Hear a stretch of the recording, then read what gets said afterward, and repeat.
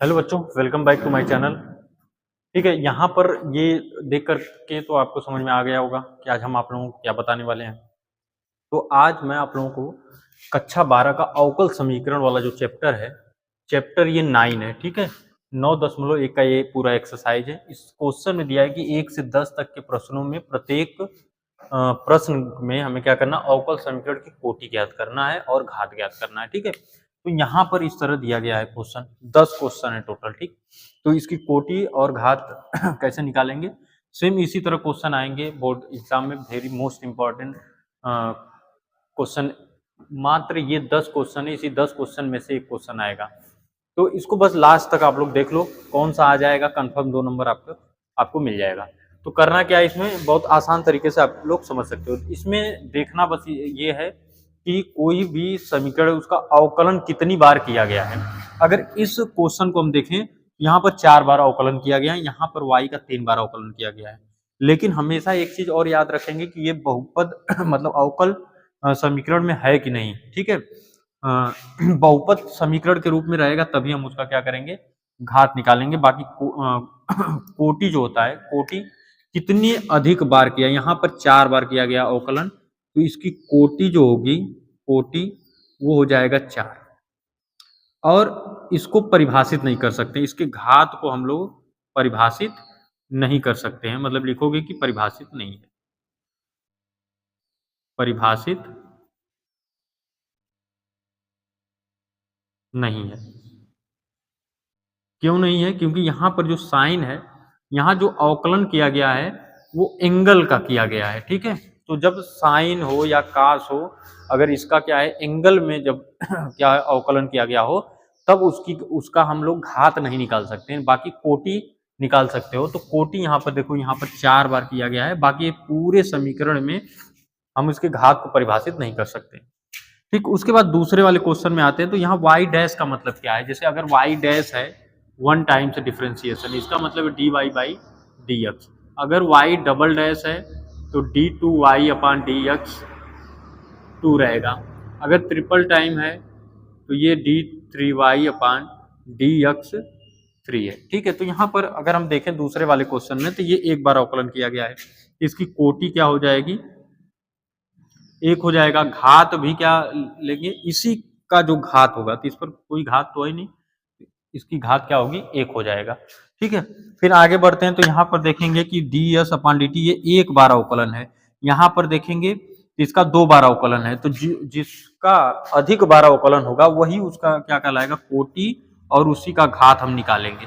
तो इसी कोटि जितनी बार अवकलन किया गया, 2 बार किया गया तो 2 हो जाएगा। घात कितना हो जाएगा, इस पर पावर तो कुछ है नहीं, तो 1। ठीक, एक पूरे पावर में इसको 1 मान सकते हो। दूसरे में देखेंगे तो यहाँ पर भी देखो, यहाँ पर कास आया है और ये एंगल के रूप में आया है।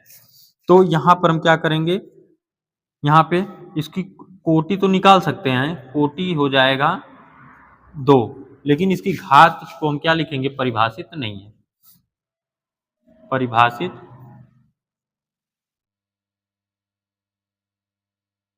नहीं। ठीक है, वीडियो को बस लास्ट तक आप लोग क्या करो, देखते रहो, इसी 10 में से क्वेश्चन मिल जाएंगे बोर्ड एग्जाम में, ये 100% मैं गारंटी ले रहा हूँ।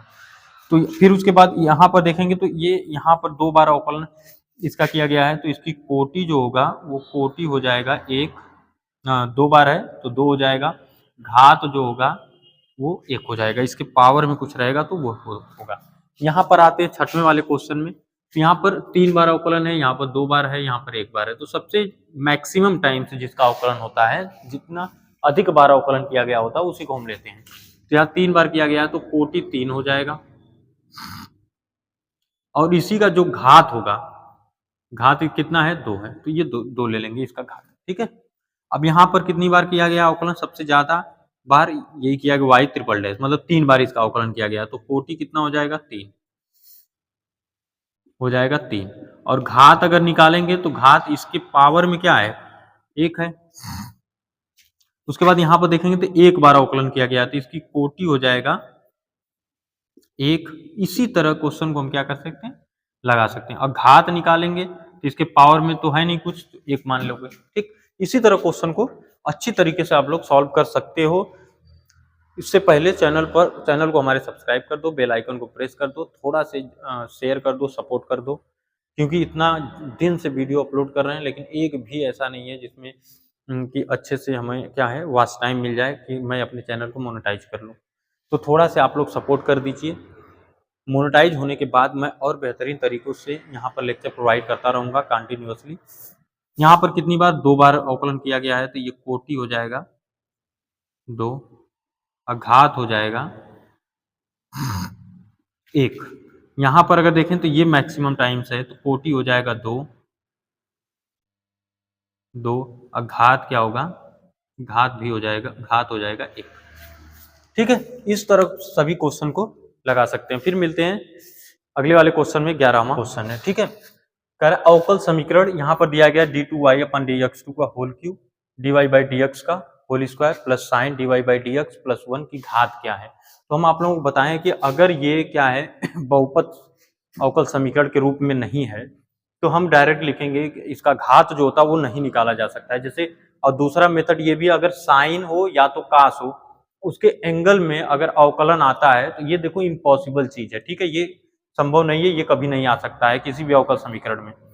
तो इसलिए इसकी घात हम लोग नहीं निकाल सकते हैं, इसको परिभाषित नहीं किया जा सकता है। तो लेकिन इसकी कोटि निकाल सकते हो। अगर कोटि पूछता तो यहाँ पर कोटि हम लिख देते 2, लेकिन यहाँ पर अगर इस तरह आता है और पूछ क्या रहा है घात, तो घात यहाँ पर क्या होगा, परिभाषित हम नहीं कर सकते हैं। तो ऑप्शन नंबर डी पर हम चले जाएंगे। तो अगर एग्जाम में मिलता है, बोर्ड एग्जाम में ये सारे क्वेश्चन इस तरह के डायरेक्ट, ये देखो साइन या कास में अवकलन है कि नहीं, अगर अवकलन रहता है तो डायरेक्ट, अगर घात पूछ रहा है तो डायरेक्ट लिख दो कि वो परिभाषित नहीं किया जा सकता है।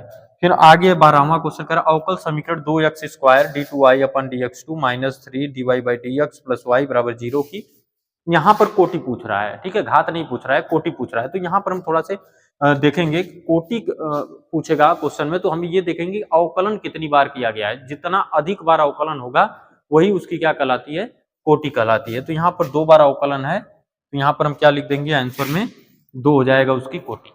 ठीक है बच्चों, आप लोग प्लीज थोड़ा सा सपोर्ट करो और ज़्यादा से ज़्यादा वीडियो को हमारे शेयर करो, जिससे कि मैं आप लोगों को एक अच्छा कंटेंट दे सकूं और यहाँ से अच्छे अच्छे क्लासेस आपको प्रोवाइड कर सकूं।